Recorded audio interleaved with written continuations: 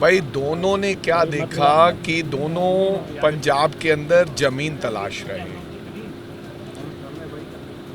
आदरणीय देश के प्रधानमंत्री ने सुखबीर सिंह बादल से मुलाकात की और मुलाकात के दरमियान जो बातें इधर उधर से बाहर आई कि दोनों एक दूसरे से समझौता करना चाहते हैं, लेकिन जमीनी हकीकत को देखते हुए कि जो बीजेपी के लोग हैं, जहाँ बीजेपी को लगता है जो उनको वोट डालेंगे वो अकाली दल को वोट नहीं डालते।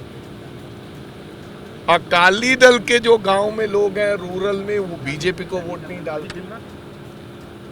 तो अंत में आपस में इधर उधर से इनपुट लेने के बाद, क्योंकि थोड़ा विश्वास तो दिया ही था आदरणीय प्रधानमंत्री ने, लगता है मिलने के बाद, इसलिए हरसिमरत कौर बादल अपनी इधर उधर घुमा रही थी बातें कि दिल्ली से समझौता और काम होंगे। और लेकिन कल मिस्टर संतोष ने ये तय कर दिया कि हम तो 117 पे लड़ेंगे। तो 117 पे लड़े, दोनों लड़े, हमें क्या आपत्ति, अगर इकट्ठे होके लड़ना है तो इकट्ठे होके लड़े। लेकिन दोनों के खिलाफत पंजाब के अंदर बहुत ज़्यादा है, तमाम मुद्दों को लेकर, इश्यूज को लेकर, क्योंकि पंजाब के इश्यूज वैसे के वैसे खड़े हैं। अकाली दल से लोग इसलिए खफा हैं क्योंकि अकाली दल कहता था कि हम इन इश्यूज पे बात करके फिर बीजेपी से बात करेंगे। इश्यूज पे तो बात हुई ही नहीं। बीजेपी से लोग इसलिए खफा हैं क्योंकि पंजाब के लिए, पंजाब के लोगों के लिए, चाहे वो नशा है, चाहे लॉ एंड ऑर्डर है, चाहे चंडीगढ़ के मुद्दे हैं, चाहे यूनिवर्सिटी का मुद्दा था, चाहे बीबीएमई का मुद्दा है, एसवाईएल के पानी का मुद्दा है, आज भी वैसे का वैसा खड़ा है। तो मेरे कहने का मतलब दोनों जमीन तलाश रहे हैं। कभी उनको लगता है इकट्ठे होके लड़ें, कभी उनको लगता है अलग अलग लड़ें। हमें कोई फर्क नहीं पड़ता, इकट्ठे लड़ना है तो इकट्ठे लड़ लो, अलग अलग लड़ना है तो अलग अलग लड़ लो। सर, राम रहीम को पैरोल दी गई है, फिर से 21 दिन दी गई है उसको फिर से एक बार। हमें क्या भाई, कोई पहली बार तो हुआ नहीं ये काम, होता आ रहा है। तो किसी को, ये तो आदरणीय न्यायालय ने देखना है। और कैसे, मेरे को तो इस बात की कोई आपत्ति नहीं किसी को देना नहीं देना, क्योंकि मैं कॉन्स्टिट्यूशन में, मेरे मन के भाव कुछ और हो सकते हैं, लेकिन कॉन्स्टिट्यूशन जो है, देश के संविधान के मुताबिक क्या चल रहा है, आपको देश के अंदर, देश के अंदर क्या चल रहा है वो आप सब जानते हैं।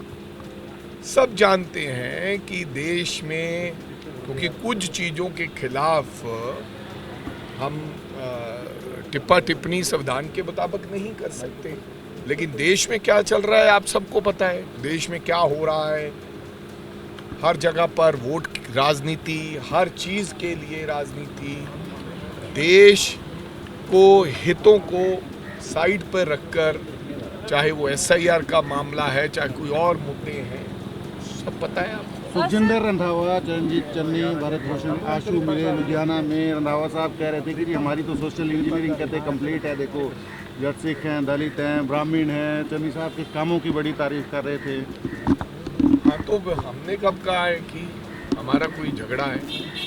आप ही बना देते हो झगड़ा। अगर उन्होंने दे दिया कि सोशल इंजीनियरिंग है तो फिर है, फिर दिक्कत क्या है? कोई दिक्कत नहीं है। ये चन्नी साहब के एग्जाम को लेके भी बड़ी कंट्रोवर्सी हो रही है, क्या बोल रहा है आपका उसका? अरे क्या एग्जाम, बगल उनका एग्जाम था, उन्होंने अपना एग्जाम दिया है। अब फोटो आ गया है, नहीं आ गया है, मेरे को इसमें पढ़ना नहीं है कैसे आया कैसे नहीं आया। एग्जाम तो पहले भी हो, लेकिन इस बार को लेकर ज्यादा सवाल खड़े हो रहे हैं क्योंकि दिल्ली में मीटिंग की। तो आपको भी तो कुछ ना कुछ चाहिए कि एग्जाम हो गया है, पास हो गए हैं, नंबर इतने हैं, थोड़े आए हैं, फोटो आ गया। एक चीज़ जिस पे हम सवाल आपसे पूछना चाह रहे हैं कि पंजाब एजुकेशन हमेशा बोलते हैं नंबर 1 पे है, नीति आयोग की भी ऐसी रिपोर्ट आई है, लेकिन आज तक जगह जगह गया था और कहीं काफ़ी जगह व्यवस्था नज़र आई। तो उस पर आपका क्या? देखो बात ये है, ये जो नंबर 1 की बात है, ये कोई झाड़ू तो लेके नहीं आया।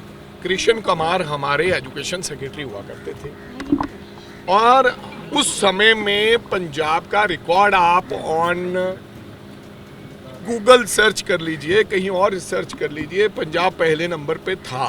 काफ़ी पंजाब ने हमारी सरकार के समय एजुकेशन के मामले में आगे बढ़ा। लेकिन हाँ, अब आपको पता है सारा गोलमाल है भगवंत मान की सरकार का। भगवंत मान खुद ही गोलमाल है। एडमिशन्स आपने देखा होगा, कुछ टीचरों ने शिकायत की कि एडमिशन जो दिखाए जा रहे हैं स्कूलों में, सरकारियों में, वो एडमिशन है ही नहीं है, वो फर्जी हैं।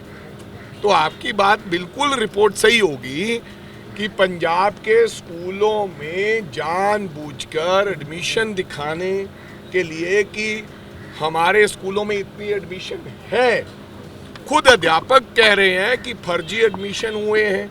फिर उनका मिड डे मील भी आता होगा, उनकी तमाम चीज़ें और आती होगी, उनकी ड्रेस आती होगी, वो कौन ले रहा है, कहाँ जा रही है। जब एडमिशन फर्जी है तो ये जांच का विषय है। और अगर किसी, मैं समझता हूँ कि टीवी चैनल ने इसके बारे में कोई काम किया तो अच्छी बात है। मैं तमाम चैनल्स को कहना चाहता हूँ कि उन स्कूलों में जाइए जहाँ फर्जीवाड़ा है, एडमिशन फेक हैं, और भगवंत मान सरकार दिखा रही है कि हमारे समय में इतने लोगों ने सरकारी स्कूलों में एडमिशन ले लिया है।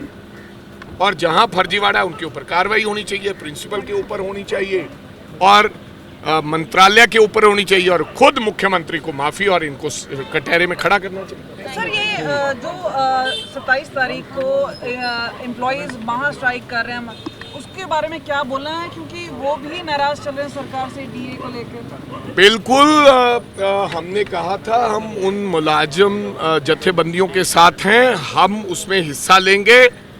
पूरी कांग्रेस पार्टी उसमें हिस्सा लेगी जहां जहां हमारे एम्प्लॉयज स्ट्राइक करेंगे। और खुद पूरी कांग्रेस के जो जिला अध्यक्ष हैं, हम कल ही उनको परसों निर्देश दे रहे हैं कि आप डिप्टी कमिश्नर्स को तमाम एम्प्लॉयज के पक्ष में मेमोरेंडम दें, और उसके बाद सरकार को का पुतला जलाएं। और फिर अगर नहीं मानता भगवंत मान, तो भगवंत मान और भगवंत मान के मंत्रियों को घेरने का काम करेंगे, उनको मंचों पर बोलने नहीं देंगे। मुलाजमों का जो डीए होगा और ओल्ड पेंशन स्कीम होगी वो तो बहाल करनी होगी।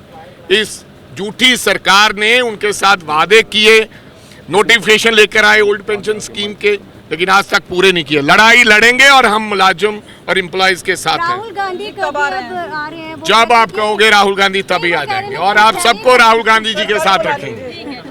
राहुल गांधी जी जल्दी पंजाब, कल आदरणीय महासचिव जी उनको मिले हैं, और उन्होंने बाहर आके प्रेस वार्ता में, मेरी तो बात नहीं हो पाई, उन्होंने बताया है कि राहुल गांधी जी सितंबर में किसी वक्त भी यात्रा लेकर पंजाब में निकलेंगे। एकजुटता को लेकर यात्रा है। आपको क्या हो सकता है, 5 दिन की हो सकता है 2 दिन की हो सकता है 1 दिन की हो सकता है 15 दिन की हो, ये तय हो जाएगा एक आधे दिन में, आपको बता देंगे।